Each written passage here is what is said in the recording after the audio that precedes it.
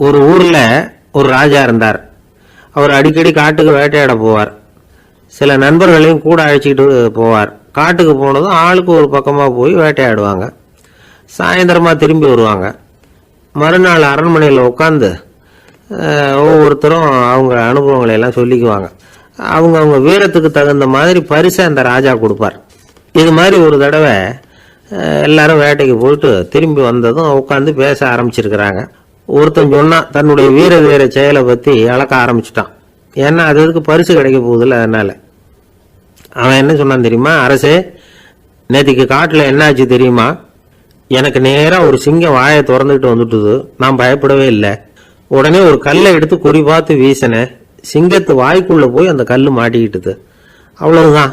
அந்த சிங்கம் என்னை பார்த்துட்டு பயந்துட்டு ஒரே ஓட்டமாக திரும்பி ஓடி போயிட்டுது அப்படின்னா. ஆஹா பலே அப்படின்னு எல்லாரும் கை தட்டினாங்க. ரெண்டாவது ஆள் ஒருத்தன் எழுந்திரிச்சான். அவன் சொல்ல ஆரம்பிச்சான், அரசே, நான் போன வழியில் 2 பெரிய மலைப்பாம்பு கிடந்தது. என்னை முழுங்கிறதுக்கு வந்தது. நான் என்ன பண்ணேன் தெரியுமா? அந்த 2 பாம்போட வாலையும் ஒன்றா சேர்த்து முடிச்சு போட்டுட்டேன். அவ்வளவுதான். அது அங்கே இழுக்க இது இங்கே இழுக்க முடிச்சு நல்லா இறுகி போட்டுது அப்படின்றான். ஆஹா அற்புதம்னு சொல்லி எல்லாரும் கை தட்டினாங்களாம். அடுத்தபடியாக 3வது ஆள் ஒருத்தன் வந்தான். அவன் சொல்ல ஆரம்பித்தான், மன்னா, நான் போன பாதையில் குறுக்க ஒரு ஆறு. அதில் இறங்கி குளித்தேன். யாரோ காலை பிடிச்சி இழுக்கிறது மாதிரி இருந்தது. திரும்பி பார்த்தா ஒரு பெரிய முதலை. நான் உடனே அப்படியே ஒரு துள்ளல் துள்ளி அது முழுகில் போய் உக்காந்துக்கிட்டேன். அதை அப்படியே கரைக்கு நீந்த வச்சேன். கரைக்கு வந்து சேர்ந்ததும் அப்படியே ஒரே துள்ளி குதிச்சு கரைக்கு வந்துட்டேன் அப்படின்றான். அவன் தன்னுடைய வீரத்தை அப்படி சொல்லியிருக்கான். அடடா, எப்பேற்பட்ட வீரம் அப்படின்னு எல்லாரும் கை தட்டினாங்களாம். 4வது ஆள் எழுந்திரிச்சான். மன்னா, நான் போன இடத்துல ஒரு கரடி வந்து என்னை துரத்த ஆரம்பிச்சுட்டுது. நான் ஒரு மலை உச்சிக்கு வந்துட்டேன். அதுக்கப்புறம் ஒரு அடி எடுத்து வச்சாலும் அதில் பாதாளத்தில் விழ வேண்டியது தான். அந்த நேரம் பார்த்து ஒரு பெரிய ராட்சச கழுகு அந்த பக்கமாக பறந்து வந்தது. நான் உடனே அப்படியே உயர எழும்பி அந்த கழுகோட காலை பிடிச்சிக்கிட்டேன். அப்படியே தொங்கிக்கிட்டே வந்தேன். ஒரு நல்ல இடம் வந்ததும் தொப்புன்னு கீழே குதிச்சு நடந்து வந்துட்டேன்னா. இதுக்கும் எல்லாரும் கை தட்டுறாங்க. கடைசியாக ஒரு ஆள் எழுந்திரிச்சான். அரசே, நான் வந்து போன வழியில் ஒரு பெரிய யானை குறுக்க வந்தது. பயங்கரமாக சத்தம் போட்டுக்கிட்டே வந்தது. நான் பயந்து ஓடலை. உடனே என்ன பண்ணேன் தெரியுமா? அந்த யானையோட வாலை பிடிச்சி தூக்கினேன். தலைக்கு மேலே தூக்கி கரன்னு சுற்றினேன். வேகமாக சுற்றி வீசி எறிஞ்சேன். அவ்வளவுதான். அதே ஸ்பீடில் அந்த யானை மேலே போக ஆரம்பிச்சுட்டுது. இன்னும் கூட அது போய்கிட்டே தான் இருக்குது, கீழே விழவே இல்லைன்னா. இதை கேட்டதும் ராஜாவுக்கு கோபம் வந்துட்டுது. என்ன முட்டாள்னு நினச்சிக்கிட்டு பேசுறியா? யானையை வந்து நீ வாழை பிடிச்சி தூக்குன, அதை நான் நம்பணுமா அப்படின்னார். உடனே இவன் பணிவாக பதில் சொன்னான், அரசே, ஒரு சிங்கத்து வாயில் கல் மாட்டிக்கிட்டதை நம்புறீங்க, மலைப்பாம்பு வாழை பிடிச்சி முடிச்சு போட்டதை நம்புறீங்க, முதல்ல முதுகில் சவாரி பண்ணதையும் நம்புறீங்க, கழுகு காலை பிடிச்சிக்கிட்டு பறக்கிறதையும் நம்புறீங்க. அப்படி நம்புறப்ப நான் சொன்னதை மட்டும் நம்பக்கூடாதா அப்படின்னு கேட்டானான். பொய் சொன்னவங்க எல்லாம் தலையை தொங்க போட்டுக்கிட்டாங்களாம். ராஜா அவங்கள பார்த்து சொன்னாராம், நீங்கள் எல்லாரும் என்னை முட்டாளாக்கி இருக்கிறீங்க. கடைசியாக பேசின இவன் தான் எனக்கு உண்மை எது பொய் எதுங்கிறத புரிய வச்சிருக்கிறான். இவன் தான் உண்மையான தைரியசாலி அப்படின்னு சொல்லி அவனுக்கே பரிசையெல்லாம் கொடுத்து பாராட்டினாராம். இப்படி ஒரு கதை. உண்மையை நிலைநாட்டுகிறவன் தான் உண்மையான வீரன் அப்படிங்கிறத இதுல இருந்து நாம புரிஞ்சுக்கணும். இந்த காலத்துல எல்லாம் பொய் சொன்னாதான் பழைக்க முடியுங்கிறது ஒரு சில பேரோட நம்பிக்கை. ஒரு அப்பாவுக்கு தன் மகனுக்கு பொய் சொல்ல தெரியலையேங்கிற கவலை. பொய் சொன்னாதான் இந்த உலகத்துல பிழைக்கலாம், ஆனா இவனுக்கு அது தெரியலையே, அதனால இவனை அழைச்சிட்டு போய் நடுக்கடல்ல விட்டுட்டு வந்துருவோம் அப்படின்னு அழைச்சிட்டு புறப்பட்டான். கடற்கரைக்கு போனான். மகனுக்கு சந்தேகம், எங்கப்பா என்ன அழைச்சிட்டு போறேன்னு கேட்டிருக்கான். கடல்ல மீன் பிடிக்க கற்றுக் கொடுக்க போறேன் உனக்கு அப்படின்னானா. நான் ஏற்கனவே மீன் பிடிச்சிட்டேனேன்னானா இவன் மகன். எங்கே அதுன்னு கேட்டிருக்கான். அப்பங்காரன். சுட்டு சாப்பிட்டுட்டேன் இருக்கான் புள்ள. அப்பங்காரன் பார்த்தான், சரி நம்ம புள்ள பொழைச்சிக்கோ அப்படின்னு சொல்லி திருப்பி அழைச்சிட்டு வந்துட்டானா. இணை புரியாத 2 நண்பர்கள் இருந்தாங்களாம். 2 பேரும் விடாம சிகரெட் குடிக்கிறவங்க. அதுல ஒருத்தன் செத்து போட்டான்.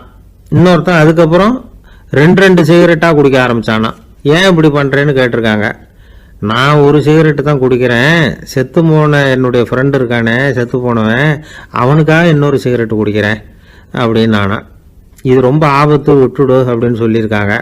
சரின்னு ஒத்துக்கிட்டான். ஆனால் அதுக்கப்புறமும் ஒரு சிகரெட் வீதமாக குடிச்சிக்கிட்டே இருந்தான். சிகரெட் பழக்கத்தை நீ இன்னும் விடலையான்னு கேட்டாங்களாம்.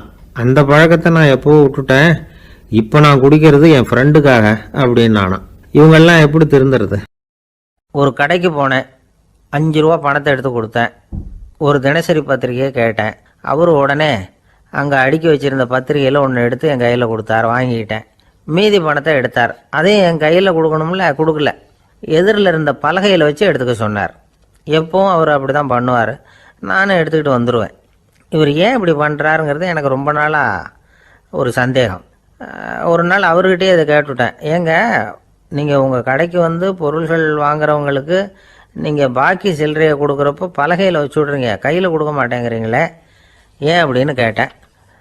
காசை கையில் கொடுத்தா நம்மக்கிட்ட இருக்கிற லட்சுமி போயிடுவா சார் அப்படின்னார். அதாவது பணம் செலவாயிடும் அப்படின்னு அர்த்தமா. இன்னொரு நண்பர், அவர் ஒரு நாள் வழக்கத்துக்கு மாறாக ரொம்ப சோகமாக உட்காந்துருக்கிறார். ஏங்க என்னாச்சு, ஏன் இப்படி கப்பலே கவிழ்ந்தது மாதிரி உட்காந்துருக்குறீங்க அப்படின்னு கேட்டேன். கப்பலே கவிழ்ந்திருந்தா கூட நான் இப்படி கவலைப்பட மாட்டேன் சார், வேற ஒன்று நடந்து போச்சுன்னார். என்னன்னு கேட்டேன். என் உச்சந்தலையில் பல்லி ஒன்று விழுந்துட்டுதுன்னார். அதுக்காகவா இப்படி அப்படின்னு ஆச்சரியப்பட்டேன். ஆமாங்க, பல்லி உச்சந்தலையில் விழுந்தால் பலன் என்னன்னு பஞ்சாங்கத்தில் பார்த்தேன், மரணம்னு போட்டிருக்கு அப்படின்னு சொல்லிவிட்டு அவர் தொடர்ந்து கவலைப்பட ஆரம்பிச்சிட்டார். இப்படியும் ஒருத்தர், என் கூட வேலை பார்க்குற ஒருத்தர் எப்படி தெரியுமா, தினமும் வலது காலை வச்சு தான் ஆஃபீஸுக்கு உள்ளே நுழைவார். என்னைக்காவது தவறுதலாக இடது காலை வச்சு உள்ளே வந்துட்டார்னா அன்னைக்கு பூரா மனசு சங்கடப்படுவார், எந்த வேலையும் சரியாக ஓடாது. கேரம் போர்டு ஆடுற ஒருத்தர் எப்போ ஆட உட்காந்தாலும் ஸ்ட்ரைக்கரை கை தவறி கீழே விழுற மாதிரி பண்ணி அதுக்கப்புறம் அதை எடுத்துக்கிட்டு ஆட உட்காருவார். ஏன்னா எப்போவோ ஒரு தடவை நிஜமாகவே அது வந்து கை தவறி கீழே விழுந்திருக்குது. அன்னைக்கு பிரமாதமாக ஜெயிச்சுட்டார். உடனே ஒரு முடிவுக்கு வந்துட்டார், கை தவறுனா லாபம் அப்படின்னு. அதுக்கப்புறம் அதையே பழக்கமாக்கிக்கிட்டார். பூனை குறுக்க போனால் சகனம் சரியில்லைன்னு நினைக்கிறவங்க உண்டு. ஆனால் ஒருத்தர் எப்படி தெரியுமா, அவர் வெளியில் கிளம்புற சமயம் பக்கத்து வீட்டு ரேடியோவில் மியாவ் மியாவ் பூனை குட்டின்னு பாட்டு சத்தம் கேட்டால் கூட போதும், சகனம் சரியில்லைன்னு பிரயாணத்தை கேன்சல் பண்ணிவிடுவார். இப்போ இவ்வளவும் எதுக்கு சொல்கிறோம்னா, அளவுக்கு மீறின சகுன நம்பிக்கைகள் இருக்குது பாருங்கள், இதோட பயமும் சேர்ந்துக்கிட்டதுன்னு வச்சுக்கோங்க, இது ஒருத்தருடைய மனநிலையை பாதிச்சிடும். இது வந்து உளவியல் நிபுணர்கள் சொல்கிற கருத்து. வாழ்க்கையே தடுமாற வச்சிரும். பாதுகாப்பு இல்லாத உணர்வு, ஒரு விதமான டிப்ரெஷன் மனநிலை, இதெல்லாம் தான் இதுக்கு காரணமாக அமையலாம். சில பேர் காய்கறி நறுக்க கத்தியை கையில் எடுத்தால் கூட நேரம் சரியாக இருக்கா அப்படின்னு பார்த்துட்டு தான் வேலையை ஆரம்பிக்கிறது வழக்கம். அறிவு தான் மனசுக்கு வாத்தியாராக இருக்கணும், அப்போ தான் வாழ்க்கை வந்து நிம்மதியாக இருக்கும். அறிவு வந்து மனசு சொல்கிறபடியெல்லாம் கேட்க ஆரம்பிச்சுட்டுதுன்னா இடைஞ்சல் தான். ஒருத்தருக்கு 7ஆம் நம்பர் தான் ராசியான நம்பரான். 7ஆம் தேதி தான் எந்த காரியத்தையும் ஆரம்பிப்பாராம். 7 எழுத்து வர்றது மாதிரி பேரை மாற்றி வச்சுக்கிட்டார். 7 மணிக்கு தான் தினமும் எழுந்திருப்பார். 7ஆம் நம்பர் வீட்டில் தான் குடியிருக்கார். கல்யாணம் கூட 7ஆம் தேதி தான் பண்ணிக்கிட்டார். அவர் ஒரு நாள் குதிரை பந்தயத்துக்கு போனாராம். குதிரையோட பேரையெல்லாம் பார்த்தார். ஒரு குதிரையோட பேர் 7 எழுத்தில் அமைஞ்சிருந்தது. 7 தானே இவருக்கு அதிர்ஷ்ட நம்பர். அதனால் உடனே அது பேரில் பணத்தை கட்டினார். பந்தயம் நடந்தது. என்ன சார் ஆச்சுன்னு கேட்டாங்க. நான் பணம் கட்டின அந்த என்னோட குதிரை 7ஆவதாக வந்து சேர்ந்தது சார் அப்படின்னாராம் சோகமாக. ஊரில் ஒரு ஆள் இருந்தான். அவன் ஒரு நாள் கோயிலுக்கு போனான். கடவுள்கிட்ட வேண்டிக்கிட்டான், எனக்கு ஒரு 1,00,000 ரூபா நீ கொடுத்தா நான் உன் சன்னதியில் ஒரு தேங்காய் உடைக்கிறேன் அப்படின்னு வேண்டிக்கிட்டான். கடவுள் பார்த்தார். உடனே அவன் கண் முன்னாடி தோன்றினார். இந்தா நீ கேட்ட 1,00,000 ரூபாய் அப்படின்னு சொல்லி அவன் கையில் பணத்தை கொடுத்துட்டு மறைஞ்சிட்டார். இவனால் நம்பவே முடியல. இவ்வளவு சுலபமாக கிடைக்கும்னு தெரிஞ்சிருந்தா அனாவசியமாக ஒரு தேங்காய் உடைக்கிறேன்னு வேண்டியிருக்க வேண்டியது இல்லையே அப்படின்னு நினைச்சான். இருந்தாலும் வேண்டுதலை நிறைவேற்ற வேண்டியது கடமை. அதுக்காக என்ன பண்ணா, பக்கத்தில் ஒரு கடைக்கு போனான். ஒரு தேங்காயை கையில் எடுத்தான். இது என்ன விலைன்னு கேட்டான். 5 ரூபான்னார் கடையில் இருந்தவர். அதிகமாக இருக்குதே விலைன்னா. அப்படின்னா ஒன்று செய்யுங்க, அடுத்த ஊருக்கு போங்க, அங்கே தென்னந்தோப்பு அதிகம், அதனால அங்கே இதை விட குறைஞ்ச விலைக்கு கிடைக்கும் அப்படின்னார். சரின்னு அடுத்த ஊருக்கு கிளம்புனான். அங்கே போய் விசாரித்தான். ஒரு தேங்காய் 3 ரூபாய் விலைன்னாங்க. இதுவும் அதிகமாக தெரியுதுன்னா. அப்படின்னா ஒன்று செய்ய, அதோ அந்த ஆற்று ஓரமாக ஒரு தென்னை மரம் இருக்கு பார், அதில் நீயே ஏறி பறிச்சுக்கோ, ஒரு தேங்காய்க்கு 1 ரூபா கொடுத்தா போதும் அப்படின்னார் அந்த தோப்புக்கு சொந்தக்காரரு. இவனுக்கு மரம் ஏற தெரியாது. இருந்தாலும் ஆசை யாரை விட்டுது, விலை சல்லிசா இருக்குதே. ஆற்று ஓரம் போனால் தட்டு தடுமாறி அந்த மரத்தில் ஏறினா அந்த தென்னை மரம் வளைஞ்சி ஆற்று பக்கம் போய் அப்புறம் நிமிர்ந்து இருந்தது. அதாவது மரத்தின் உச்சி சரியா ஆற்றுக்கு நடுவில் இருந்தது. ஆற்றுல வெள்ளம் கரை புரண்டு ஓடிக்கிட்டு இருக்கு. இவன் கடவுள் கொடுத்த 1,00,000 ரூபாயை மடியில வச்சு இறுக்கி கட்டிட்டான். உச்சிக்கு போய் காய் பறிக்கிற சமயத்துல காத்தும் மழையும் பலமா கலந்து அடிக்க ஆரம்பிச்சுட்டுது. கால் வழுக்கி விட்டுட்டுது. இவன் சடார்னு ஒரு தென்னை மட்டையை பிடிச்சிக்கிட்டு தொங்க ஆரம்பிச்சிட்டான். கீழே பயங்கரமான வெள்ளம். மடியில 1,00,000 ரூபா பணம். என்ன செய்யறதுன்னு தவிக்கிறான். இந்த சமயம் கரையில ஒரு யானை பாகன் யானையை குளிப்பாட்டிக்கிட்டு இருக்கிறான். அது அவன் கண்ணில் பட்டுது. ஐயா ஒரு உதவின்னு கத்துனான். அவன் என்ன செய்யணும்னு கேட்டான். உன் யானையை மெதுவா இங்கே அழைச்சிட்டு வா, எனக்கு நேராக கீழே நிறுத்து, என் காலை பிடிச்சி மெதுவா கீழே இறக்கி விட்டுரு, என் மடியில் இருக்கிற பணத்துல உனக்கு 10,000 ரூபா தரேன் அப்படின்னா. அவன் பார்த்தான். காலை கையை பிடிச்சா கூட எவனும் இந்த காலத்துல 10 ரூபாய்க்கு மேல தரமாட்டேங்கிறான். இவன் காலை பிடிச்சா 10,000 தர்றேங்கிறான் அப்படின்னு யோசனை பண்ணா. உடனே யானையை கொண்டுட்டு போனான். அவனுக்கு நேராக கீழே நிறுத்தினான். அவன் காலை பிடிச்சான். அவ்வளவுதான். அந்த நேரம் பார்த்து யானை மெதுவா நடந்து அப்பால போட்டுது. இப்ப யானை பாகன் அவன் காலை கெட்டியா பிடிச்சிட்டு தூங்குறான். பரிதாபமா மேல பாக்குறான். அவன் மட்டையை பிடிச்சிட்டு தூங்குறான். இப்ப யானை பாகன் சொல்றான், தம்பி மட்டையை விட்டுறாத, கெட்டியா பிடிச்சிக்கோ, நான் உனக்கு 10,000 ரூபா தரேன், இதோ மடியில் தான் வச்சிருக்கேன்னா. மேல தொங்குறவனுக்கு இந்த நிலைமையிலேயும் ஒரு சந்தோஷம், மேற்கொண்டு ஒரு 10,000 ரூபா நமக்கு கிடைக்கும் போல இருக்கே அப்படின்னு. இந்த சமயத்துல ஒருத்தன் ஒட்டகத்தை ஓட்டிட்டு வந்தான் அந்த பக்கமா குளிப்பாட்டுறதுக்கு.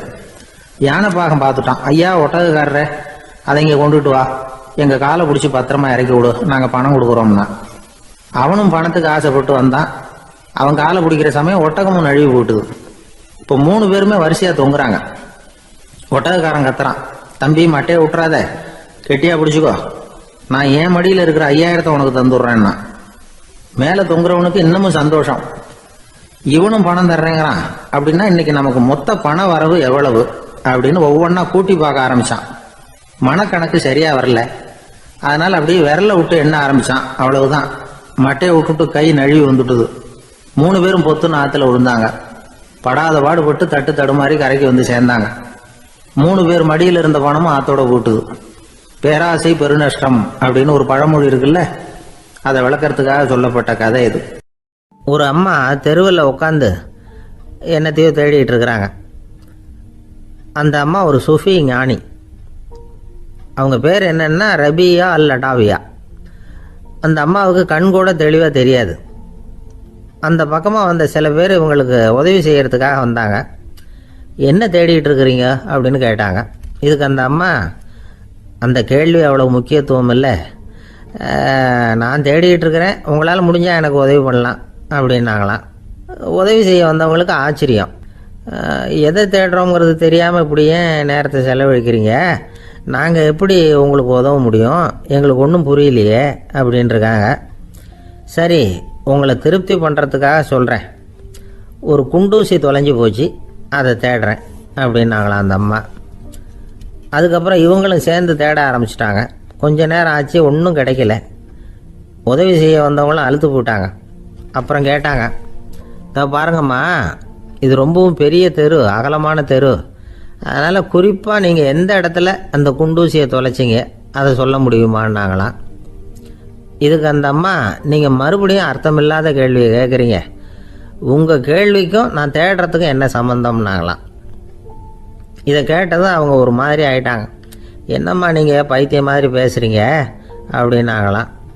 சரி, உங்களை மறுபடியும் திருப்திப்படுத்துறதுக்காக சொல்கிறேன், அதை நான் எங்கள் வீட்டில் தொலைச்சுட்டேன் அப்படின்னாங்களாம். அப்புறம் எதுக்காக இங்கே வந்து தேடிட்டு இருக்கிறீங்க அப்படின்னு கேட்டிருக்காங்க. ஏன்னா இங்கே தான் வெளிச்சம் அதிகமாக இருக்குது, அங்கே வீட்டுக்குள்ளே இருட்டாக இருக்குது, அதனால் இங்கே வந்து தேடுறேன், வெளிச்சம் உள்ள இடத்துல தானே தேட முடியும் அப்படின்னாங்களாம் அந்த ஞானி. இந்த கதைக்கு என்ன அர்த்தங்கிறத பெரியவங்க சொல்கிறாங்க. அதாவது இந்த தேடுதல்ங்கிறது ஒரு வியாதி. அது நம்ம சதா அலைய வைக்கும், பைத்தியமாக மாற்றுறதுக்கு முயற்சி பண்ணோம். ஒரு காலம் அது நிறைவு அடையவே அடையாது. வாழ்வுங்கிறது ஒரு புரிந்து கொள்ள முடியாத சதா இயங்கி கொண்டிருக்கிற ஒரு செயல். அதுக்கு ஆரம்பமும் இல்லை, முடிவும் கிடையாது. எதையோ தேடணும் அப்படிங்கிற உந்துதல் நமக்குள்ளே இருக்கும், ஆனால் குறிப்பாக எதை தேடிட்டு இருக்கிறோம் அப்படிங்கிறது புரியாது. அப்படி ஏதாவது ஒன்றை தேடி அடைஞ்சிடுறோம்னு வச்சுக்கோங்க, உடனே ஒரு அதிருப்தி வந்துடும். அதனால் வாழ்க்கைங்கிறது சலிப்பு நிறைந்தது அப்படிங்கிற எண்ணத்தை உண்டாக்கிக்கிறோம். ஒன்று அடைஞ்சதுக்கு அப்புறம் இன்னொன்று தேட ஆரம்பிச்சிருவோம். ஆக இந்த தேடல்ங்கிறது நாம் ஒன்று அடைஞ்சாலும் அடையாவிட்டாலும் தொடர்ந்து நடந்துக்கிட்டு தான் இருக்கும். இதுக்கு முடிவே கிடையாது. இந்த உண்மையை நாம் நல்லா புரிஞ்சுக்கணும் அப்படிங்கிறது பெரியவங்களுடைய கருத்து. ஏழையும் தேடுறான், பணக்காரனும் தேடுறான், நோயாளியும் தேடுறான், நோய் இல்லாதவனும் தேடுறான், அதிகாரம் உள்ளவனும் தேடுறான், அதிகாரம் இல்லாதவனும் தேடுறான், முட்டாளும் தேடுறான், அறிவாளியும் தேடுறான். ஆனால் யாரும் இதை தான் தேடி சாதிக்க போகிறோம், இதுதான் முடிவு அப்படின்னு திட்டவட்டமாக சொன்னதில்லை. ஒன்று அடைஞ்சதும் இன்னொன்று தேட ஆரம்பிச்சிடுறாங்க, அவ்வளோதான். அதாவது உங்களின் தேடுபவர் உங்கள் உள்ளே தான் இருக்கிறார், அவரை தேடி கண்டுபிடியுங்கள். இதுதான் ஞானிகள் நமக்கு சொல்லுகிற ஒரு ஆலோசனை. நம்மால் ஒருத்தன் ஜெயிலில் இருந்தான். இன்னொரு கைதி அவனை பார்த்து கேட்டான், ஏன்பா உன்னை பார்க்குறதுக்கு வெளியிலேருந்து யாருமே இங்கே வர்றது இல்லையே, உனக்கு சொந்தக்காரங்களே கிடையாதா அப்படின்னு கேட்டானா. ஏன் இல்லை, எனக்கு சொந்தக்காரங்க நிறைய பேர் உண்டு, அவங்க என்னை பார்க்க வராததுக்கு காரணம் வேற அப்படின்ட்டுருக்கான் இவன். என்ன காரணம்னு கேட்டான் அவன். அதுக்கு இவன் சொன்னானா, அதுக்கு என்ன காரணம்னா அவங்க எல்லாரும் இங்கே உள்ளேயே இருக்கிறாங்க அப்படின்னானா. ஒரு ரயில் வேகமாக போயிட்டுருக்கு. அது ஒரு ரயில்வே ஸ்டேஷனில் கொஞ்ச நேரம் நின்றுது. அப்போது அதில் ஒரு ஆள் ஏறினார். தலையில் ஒரு மூட்டையை வச்சுருந்தார். மூட்டையை தலையில் சுமந்துக்கிட்டே உள்ளே வந்தார். மூட்டையை தலையில் சுமந்துக்கிட்டே ஒரு இடத்துல உட்காந்தார். ரயில் மறுபடியும் புறப்பட்டுது. இவர் தன் தலையில் இருந்த மூட்டையை கீழே இறக்கி வைக்கணும்ல, வைக்கல, சுமந்துக்கிட்டே வரார்.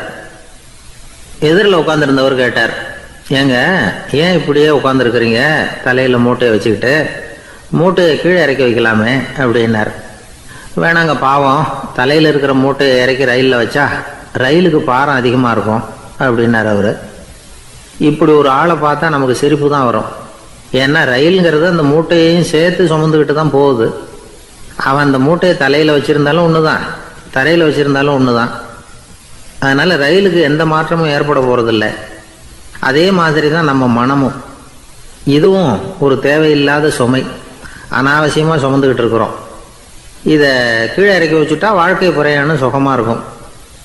ரயில் பிரயாணம் பண்ணுற அந்த ஆள் மூட்டையை சுமக்கிறான், வாழ்க்கை பிரயாணம் பண்ணுற நாம மனசை சுமக்கிறோம். இது ரெண்டுக்கும் எந்த வித்தியாசமும் இல்லை. மனசை கீழே இறக்கி வச்சுட்டா பாரம் இல்லாமல் வாழலாம், பறவைகள் மாதிரி பறக்கலாம், குழந்தைகள் மாதிரி கள்ளங்கபடம் இல்லாமல் வாழலாம். இந்த வெளி உலகத்தில் நாம் நிலை பெற்று இருக்கணும், வேரூன்றி இருக்கணும். அதே சமயம் நம்முடைய உள்வெளியில் ஆன்மீக வாழ்க்கையில் பாரம் இல்லாமல் இருக்கணும். அப்போ பறக்கணும், நதியை போல் ஓடணும், மிதக்கணும், பயணம் சுகமாக இருக்கும், களைப்பு தெரியாது, கவலை தெரியாது. ஒரு சீடன் போதி தர்மரை நாடி வந்தான். குருவே, நீங்கள் என்ன வெறுமையாக இருக்க சொன்னீங்க, நான் இப்போ மறுபடியும் வெறுமையானவன் ஆகிட்டேன், அதனால் இப்போ என்ன செய்ய சொல்கிறீங்க என்ன அப்படின்னு சொல்லி நின்னான். உடனே அந்த குரு பக்கத்தில் இருந்த ஒரு குச்சியை எடுத்து அவன் தலையில் அடித்து, போய் அந்த வெற்றுத்தன்மையையும் வீசி எறிந்து விட்டு வா அப்படின்னார். நான் இப்போ காலியாக இருக்கிறேன்னு ஒருத்தன் சொல்கிறான்னு வச்சுக்கோங்க, அது உண்மை இல்லை. ஏன்னா இன்னமும் அதில் நான்கிற எண்ணம் இருக்குது. எந்த சிந்தனையும் இல்லாமல் இருக்கிறது கடினம்தான். ஆனாலும் மனிதன் அதில் உள்ள நுட்பத்தை புரிஞ்சுக்கிட்டான்னா இவ்வளவு தூரம் தூக்கி சுமந்துக்கிட்டு வந்த அந்த மனதின் முட்டாள்தனத்தை அவனே பார்த்துட்டு சிரிப்பான். இதுதான் பெரியவங்க சொல்லியிருக்கிற ஆலோசனை. நம்மால் ஒருத்தன் தலையில் ஒரு பெரிய மூங்கில் கூடையோடு ரயிலில் உட்கார்ந்தான். கூடை தலையில் இருந்தது, கீழே இறக்கி வைக்கல. எதிரில் இருந்தவர் கேட்டார், ஏங்க எதுக்காக அதை அனாவசியமாக சுமந்துக்கிட்டே இருக்கீங்க, கீழே இறக்கி வைங்களேன்னார். இல்லைங்க, நான் வீட்டை விட்டு புறப்படும் பொழுதே என் பையன் சொல்லிவிட்டான், கூடையை தலையை விட்டு இறக்கக்கூடாதுன்னு அப்படின்னார். அவன் சின்ன பையன், விவரம் இல்லாமல் சொல்லியிருப்பான். இப்போ என்ன நேரில் வந்தால் பார்த்துக்கிட்டு இருக்கிறான், நீங்கள் இறக்கி வைங்கன்னார் அவர். அவன் நேரில் பார்த்துக்கிட்டு இல்லை, இருந்தாலும் நான் இந்த கூடையை கீழே இறக்கி வச்சா அது அவனுக்கு தெரிஞ்சிடும் அப்படின்னாரு இவர். அது எப்படின்னார் அவர்.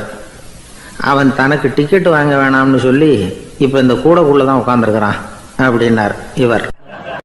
ஒரு தெருவில் சில சிறுவர்கள் விளையாடிக்கிட்டு இருந்தாங்க. ஏதோ ஒரு உயரமான கல்லை நடுத்தெருவில் வச்சு அதை சுற்றி சுற்றி ஓடி வந்துக்கிட்டு இருக்கிறாங்க. அது என்ன விளையாட்டோ அவங்களுக்கு தான் தெரியும். கொஞ்ச நேரம் அப்படி விளையாடிக்கிட்டு இருந்தவங்க விளையாடி முடிச்சதும் அந்த கல்லை நடுத்தெருவில் அப்படியே விட்டுட்டு அவங்கவுங்க வீட்டுக்கு ஓடி போட்டாங்க.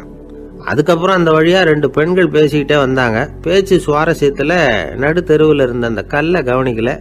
காலில் இடிச்சுட்டுது, லேசாக ரத்தம் வந்துட்டுது, வலி தாங்கலை. காலில் இடிச்சுக்கிட்ட பொண்ணு திட்ட ஆரம்பிச்சுட்டுது.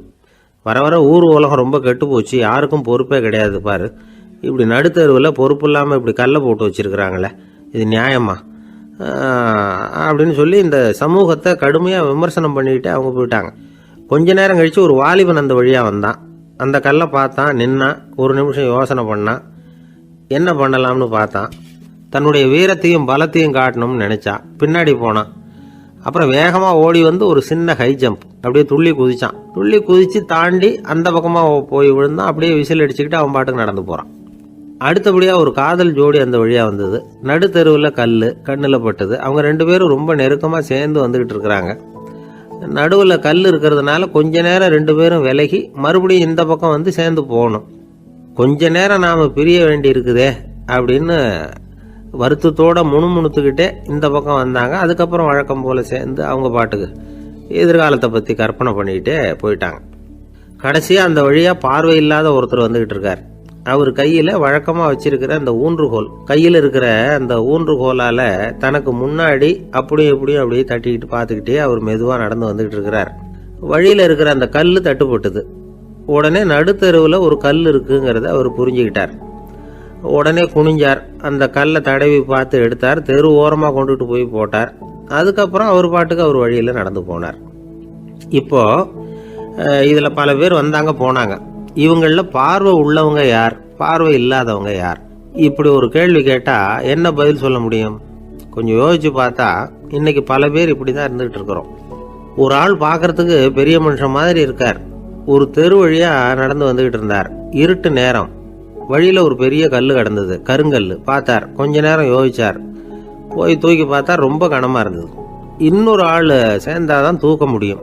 இவர் உடனே ரோட்டோரமாக போய் ஒரு மரத்தடியில் உட்காந்துக்கிட்டார். 2 பக்கமும் பார்த்துக்கிட்டே இருக்கார், யாராவது வர்றாங்களான்னு. கொஞ்ச நேரத்தில் ஒருத்தர் வந்தார். இவருக்கு தெரிஞ்சவர்.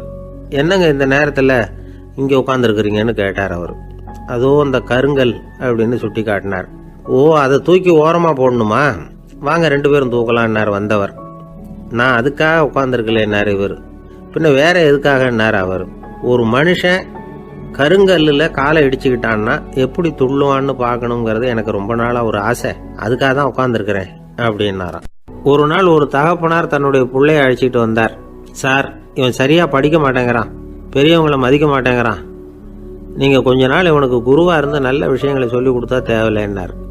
பெரியவங்களையே மதிக்காதவன் எப்படி என்ன மதிக்க போகிறான் அப்படிங்கிறது நமக்கு யோசனை வரும் இல்லையா? வேணாங்க, என்னை விட்டுருங்க அப்படின்னோம். அவர் விட மாட்டேன்னு விட்டார். இல்லைன்னா அவரே சிஷ்யன் ஆகிடுவார் போல இருந்தது. சரி, வேறு வழி இல்லாமல் அந்த பையனையே என்னுடைய சீடனை ஏற்றுக்கிட்டு உபதேசம்லாம் பண்ண ஆரம்பித்தோம். அதாவது குரு பக்தின்னா அது எப்படி இருக்கணுங்கிறத பற்றி சொல்லி கொடுத்தோம் அவனுக்கு. சதமகர் அப்படின்னு ஒரு குரு இருந்தார். அவருக்கு ஒரு சீடர். அவன் பேர் துளசி சைதன்யன். நைஷ்டிக பிரம்மச்சாரி. தன்னுடைய குருவுக்கு எந்த நேரத்தில் எது தேவைங்கிறத புரிஞ்சுக்கிட்டு சேவை செய்கிறவன். ஆனால் இவனை பற்றி மற்ற சீடர்களுக்கு பொறாமை வந்துட்டுது.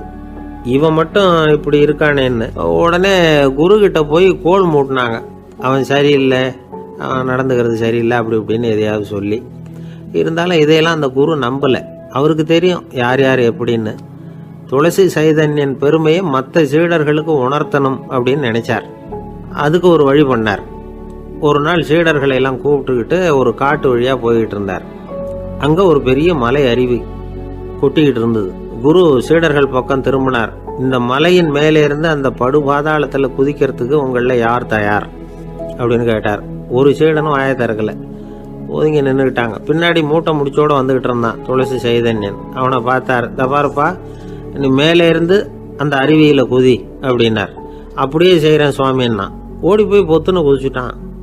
அடுத்த கணமே குருநாதர் தன்னுடைய யோக சக்தியால் பறந்து போய் அவன் கீழே விழுந்துடாமல் தாங்கி பிடிச்சி கொண்டுகிட்டு வந்துட்டார்.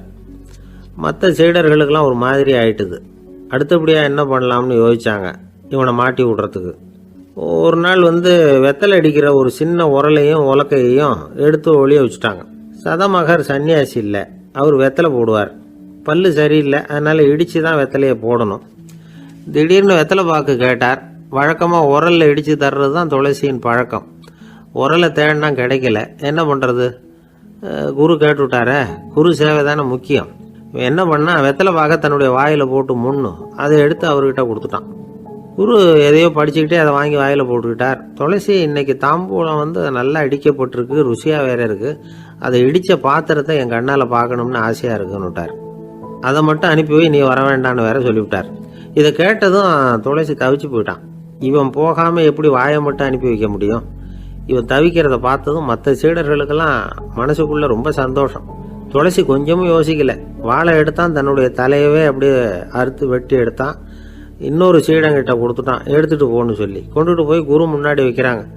அந்த தலையில வாய் திறந்திருக்கு, வெத்தலை போட்டு முன்னு இருந்தது, தெரிஞ்சு போச்சு, சிவப்பா இருந்தது. அவனுடைய குரு பக்தியை இப்ப எல்லாரும் ஒத்துக்கிட்டாங்க. அதுக்கப்புறம் குரு சதமகர் தன்னுடைய அற்புத திறமையினால அந்த தலையை மறுபடியும் ஒட்ட வச்சுட்டார். துளசிக்கு உயிர் வந்துட்டுது. இப்படி ஒரு பெரிய கதை உண்டு. அதாவது துளசி சைதன்யன் அவனுடைய குரு பக்தி எப்படி அப்படின்னு கேட்டோம். ரொம்ப அபாரம் அப்படின்னு அந்த பையன் அடக்கமா, சும்மா விளையாட்டுக்காக தான் அப்படி அவங்ககிட்ட கேட்டோம். ஏன்பா உன்னுடைய குரு பக்தியை என்கிட்ட காட்டுறதுக்கு உன்னோட கழுத்தை நீயே அறுக்கணும்னு நான் சொன்னா அதை நீ செய்வியா அப்படின்னு கேட்டோம். என்னுடைய கழுத்தை நானே அறுக்க வேண்டிய அவசியம் இல்லை சார் அப்படின்னா அவன். ஏண்டான்னு, அதே காரியத்தை தான் இனிமே நீங்க தினமும் செய்ய போறீங்களே சார் அப்படிங்கிறான். பந்திக்கு முந்தர ஆசாமிகள் நம்மள பல பேர் உண்டு. அப்படி முந்தறதுக்கு கூட முயற்சி பண்றவங்க நிறைய பேர் இருக்கிறாங்க. இதுல என்ன ஒரு விஷயம்னா, பந்திக்கு முந்தறது கூட தப்பு இல்லை. ஆனா அப்படி ஒரு விருந்துல ஆளா போய் உட்காந்து சாப்பிட்டா கூட வெளியில வர்றப்ப என்ன பெரிய விருந்து வச்சுட்டான், சாம்பார்ல உப்பு இல்லை, ரசத்துல காரம் இல்லை அப்படின்னு குறை சொல்லிட்டே வர்றது இருக்கு பாருங்க, அது சரியில்லை, நாகரிகமும் இல்லை.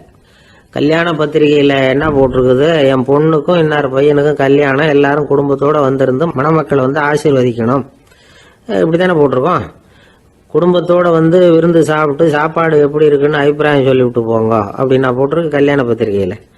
ஒருத்தர் வீட்டு விசேஷத்துக்கு போயிருக்கோம்னா எவ்வளவோ அசௌகரியங்கள் நமக்கு ஏற்படலாம். ஏராளமான கூட்டம் வந்திருக்கும். எல்லாரையும் அவங்க தனித்தனியாக கவனிச்சுக்கிட்டு இருக்க முடியாது. நாம தான் அனுசரித்து நடந்துக்கணும். நாமளா போய் வாழ்த்த வேண்டியவங்களை வாழ்த்தி விட்டு சேரணும். அதை விட்டுட்டு பத்திரிக்கை கொடுத்தானேன்னு போனேன், கவனிப்பே சரியில்லை அப்படின்னு புலம்பிக்கிட்டு இருக்கக்கூடாது. ஒரு விருந்துக்கு போனால் அங்கே எப்படி நடந்துக்கணும் அப்படிங்கிறத பற்றி கூட அனுபவசாலிகள் சில விவரங்கள்லாம் சொல்லியிருக்கிறாங்க. இந்த காலத்தில் கல்யாணம், பிறந்த நாள், அது இதுன்னு நிறைய விருந்துகள் நடக்குது. அதெல்லாம் எதுக்காக? மனித உறவுகளை வளர்த்துக்கிறதுக்காக தான், வேற எதுக்கு? ஒரு விருந்துக்கு போனால் அமைதியாக பொறுமையாக போய் உட்காரணும். அடித்து பிடிச்சிக்கிட்டு இடத்த பிடிக்க போகிறேன் அப்படின்னு நிற்கக்கூடாது. முதல் பந்தி நடந்துக்கிட்டு இருந்தால் அது முடிஞ்சு இலை எடுத்து சுத்தம் பண்ணதுக்கு அப்புறம் போய் உட்கார்றது தான் நாகரீகம். இலை எடுக்கிறதுக்கு முன்னாடியே அங்கே போய் உட்காந்தா நல்லா இருக்காது. நீங்கள் சாப்பிட்டுட்டு உட்காந்துருக்கீங்களா, சாப்பிட்றதுக்கு உட்காந்துருக்கீங்களா, பார்க்குறவங்களுக்கு சந்தேகம் வந்துடும். அதே மாதிரி இலையில எல்லா ஐட்டமும் பரிமாறினதுக்கு அப்புறம் சாப்பிட ஆரம்பிக்கணும்.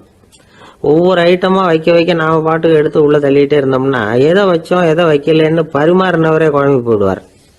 ஏன்னா எப்போ பார்த்தாலும் இலை காலியாகவே இருக்கும். சாப்பிட்றப்போ உங்கள் சாப்பாட்டையே நீங்கள் கவனிக்கணும். அடுத்தவங்க இலையில என்ன இருக்குது, பக்கத்தில் இருக்கிறவர் எதை அதிகமாக சாப்பிட்றார், இதெல்லாம் நமக்கு என்னத்துக்கு? எல்லாரும் சாப்பிட்டு முடிக்கிற வரைக்கும் பொறுமையாக இருக்கிறது தான் நல்லது. நீங்கள் மட்டும் திடீர்னு பாதியில் எழுந்திரிச்சு பக்கத்தில் இருக்கிறவங்களுக்கு சங்கடமாக இருக்குமேங்கிறதெல்லாம் யோசிக்காமல் நீங்கள் பாட்டு எழுந்திரிச்சு போகக்கூடாது. பக்கத்தில் உள்ளவங்க உங்களை எழுந்திரிக்க சொன்னால் எழுந்திரிச்சு போகலாம். விருந்துகளில் சாப்பாட்டை வீணாக்கிறதே ஒரு நாகரிகமாக போட்டுது. இந்த காலத்தில் சாப்பாட்டுக்கே கஷ்டப்பட்டுக்கிட்டு பல பேர் இந்த உலகத்தில் இருக்கிறப்போ சாப்பாட்டை வீணாக்கிறது எவ்வளோ பெரிய மோசங்கிறத நினச்சி பார்க்கணும். வேணுங்கிற அளவுக்கு கேட்டு வாங்கி சாப்பிட்றது தான் முறை. விருந்தில் இந்த பஃபே அப்படின்னு சொல்லி ஒரு முறை சொல்கிறாங்கல்ல, அதாவது உணவு வகைகளையெல்லாம் பொதுவாக ஒரு இடத்துல வச்சுடுறது, நமக்கு தேவையானதை நாமே எடுத்துட்டு ஒரு தட்டில் போட்டுக்கிட்டு சாப்பிட வேண்டியது. இதில் கூட சில பேர் தேவைக்கு அதிகமாக எடுத்து போட்டுக்கிட்டு வீணாக்குறாங்க. சில சமயம் கடைசியாக சாப்பிட போகிறவங்களுக்கு எல்லா ஐட்டமும் கிடைக்காம போகலாம். அதை போய் பெருசு பண்ணிகிட்டு இருக்கக்கூடாது. என்ன சார் இந்த அளவுக்கு கூடவா நாகரிகம் தெரியாமல் இருக்கிறோம், இதை போய் பெருசாக சொல்ல வந்துட்டீங்களே அப்படின்னு நினைக்கலாம். ஒருத்தர் 2 பேருக்கு இந்த விவரம் தேவைப்படலாம். அவங்க காதலையும் இது விழட்டுமேங்கிறதுக்காக தான் இது. ஒரு பெரிய கல்யாண விருந்து நடந்துக்கிட்டு இருந்தது. விருந்து மண்டபத்து வாசலில் ஒருத்தர் நின்றுக்கிட்டு வர்றவங்களையெல்லாம் ரொம்ப மரியாதையாக வணங்கி உள்ளே அனுப்பி வச்சுக்கிட்டு இருந்தார். எப்படி தெரியுமா? வர்றவங்க கையெல்லாம் பிடிச்சி முத்தம் கொடுத்து அதுக்கப்புறம் உள்ளே அனுப்பி வச்சுக்கிட்டு இருந்தாராம். கூட்டம்லாம் முடிஞ்சதுக்கப்புறம் அவர்கிட்ட போய் கேட்டிருக்கிறாங்க, சார் நானும் எவ்வளவோ விருந்துகளுக்கு போயிருக்கிறேன், இருந்தாலும் இவ்வளவு மரியாதையாக வர்றவங்க கைக்கெல்லாம் முத்தம் கொடுத்து வரவேற்கிறத இங்கே தான் பார்க்குறேன் அப்படின்னு சொன்னாங்க. அதுக்கு அவர் சொன்னார், அட போங்க சார், நான் முத்தம் கொடுக்கல, முந்தின பந்திக்கு வந்து சாப்பிட்டவங்களே அடுத்த பந்தி